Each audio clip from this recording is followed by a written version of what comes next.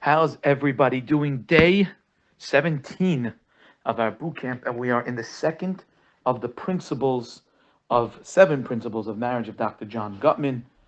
And as he says, these are the things that the masters of marriage, people who are in long-term relationships, healthy long-term relationships, this is the things that they do, these 7 principles that they have, and this is number 2.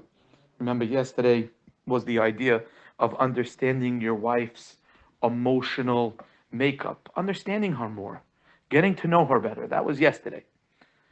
Know her ins and outs. Today is kind of similar, but it's a little different.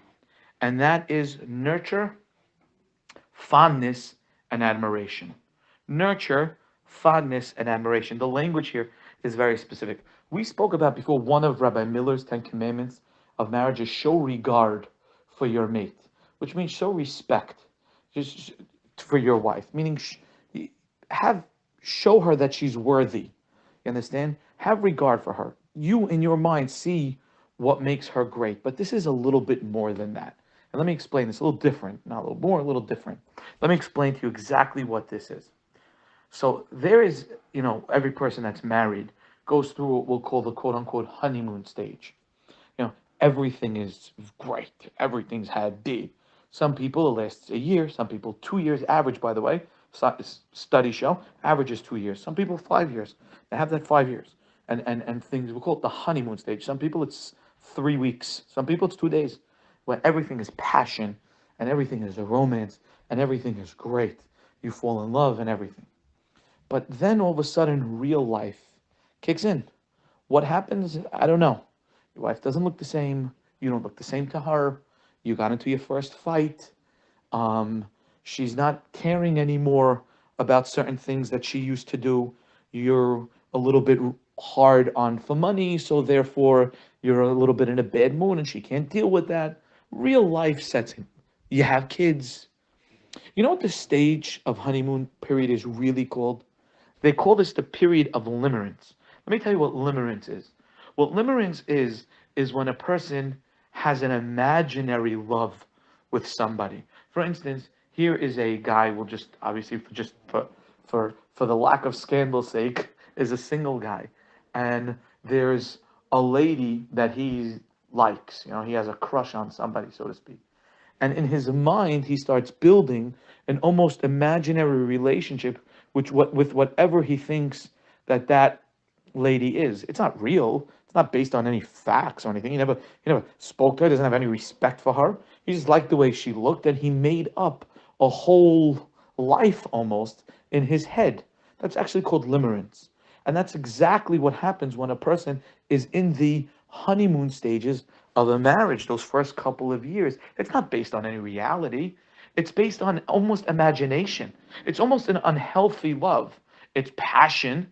It's very enjoyable, so to speak. You're both really nice to each other and you're goo goo gaga over each other, but that's not really healthy love because it's not real. It's just based on an imagination you have in your head and an imagination she has in her head. The second reality sets in, it's when you're like, whoa, this is boom. This is not what I thought. To some people, it's a year. To some people, it's 5 years. Some people, it's 2 years.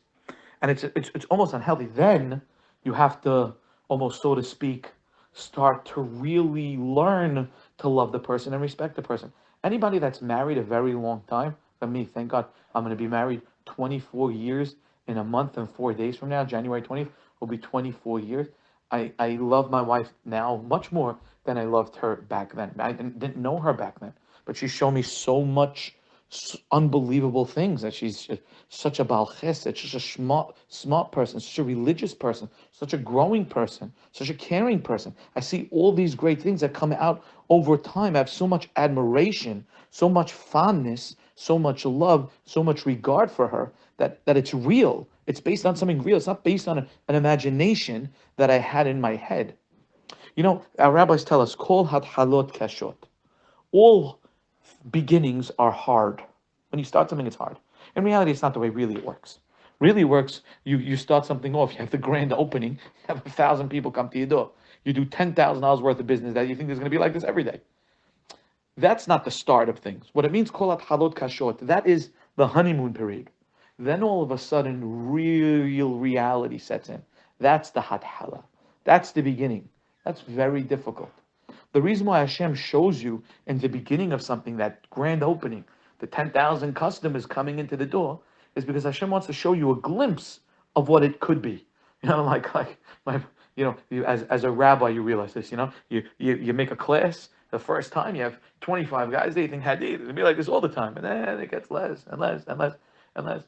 Because what happens? What does Hashem do it the first time 25 times? And Hashem makes it like that. The beginning's grand opening, everybody comes, because Hashem's showing you what things could be.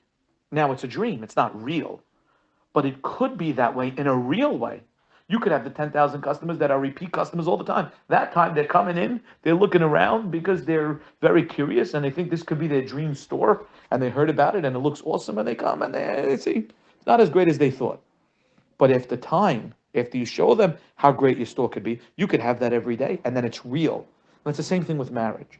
That first few months, years, that limerence period, that honeymoon period, is a period where Hashem shows you what things could be in the future when there's real, deep love. Now it's fake. So in reality, it's an unhealthy thing, those first couple of years, but it's almost, in a way, needed a little bit, so you get a glimpse of what things could be. I remember, just one more part on the subject. I remember a couple of years ago hearing a young man that got married that told me he got his marriage classes from Rabbi X. Rabbi X is no longer in the community now, so it's not worth even speaking of Rabbi X. But he told me, I said, oh, really? What did he tell you? Well, he told us not to have kids for 2 years. Why? He says he tells that now to all couples, not to have kids for 2 years. Why? Because let the first 2 years, let you guys really get to know each other and get to love each other, and then have children. So in my head, I'm like, well, first of all, the reason for marriage is piru uvu. You have a mitzvah. You have a mitzvah to have a child. I'm sorry. That's one. But from a psychological, mental health perspective, it's a wrong tack to take. It's a disgusting tack to take.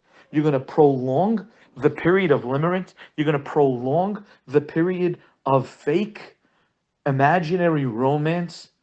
For what purpose? It doesn't do anything. Let them get a quick glimpse of it. Let reality set in, and then let them really learn each other. Really nurture the fondness and the admiration. And that's this step. You have to have a real fondness, a real admiration for your wife. She's amazing. The other day, I spoke to a wife, and I asked her, I said, tell me something you like about your husband. And she says, actually, I can't think of anything. I said, come on, there's got to be something. She says, well, he works hard. Great. He works hard. That's a good one. He's a hard worker. It took her time before she was able to come up with 3 or 4 things that she likes about her husband, that she admires about her husband. That's a sad reality. You're living with a man and you don't have any admiration for him, and he's a good man. He's not the greatest man, but he's a good man. There's enough. Each person has so much to offer. Core character. Really good core character.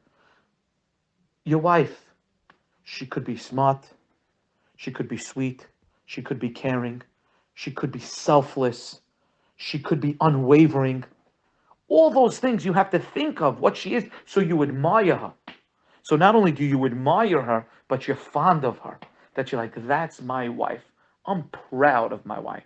Whereas Rabbi Miller says, show regard for your wife. It's kind of the same thing, but we use that show regard for your wife to encourage her to do something. Over here, this is like, you have to know this in yourself, who your wife is and what she's about. I did like this kind of makeshift study myself with a bunch of kids in school, where basically the kids go online and take a test, which is a set test, to find out their core character, what really they are deep inside, like what is their really good character traits. And beforehand, I asked the boys to please tell me what they think their greatest trait is. And do you know that no matter how many, I did this with dozens of boys. Every kid came up with one of 3. Either I'm funny, or I'm good in sports, or I'm smart. So growing up, a kid never really has a tangible understanding of what a core character is. what a value is. He never really gets that. And then a person after that gets married, and they're married to somebody who doesn't understand them, who doesn't see what their greatness is. You have to get an admiration and a fondness for your wife. You have to think about what are her core character traits, what makes her great, and be proud of that. Without that, what do you have? There's no longer the honeymoon period. So you really have nothing. You just have somebody who's doing for you, who's giving you, who's cooking for you. That's not a core value, and that doesn't last long. Day 17 task, because our day was nurture fondness and admiration, which we said means look for ways to admire your wife. Today's Shabbat, buy flowers, get in the habit of buying flowers every Erev Shabbat with a card that tells your wife, I admire you for, and write 3 things you admire her for with the signing Shabbat Shalom. That is the task of the day. Flowers with 3 reasons why you admire your wife.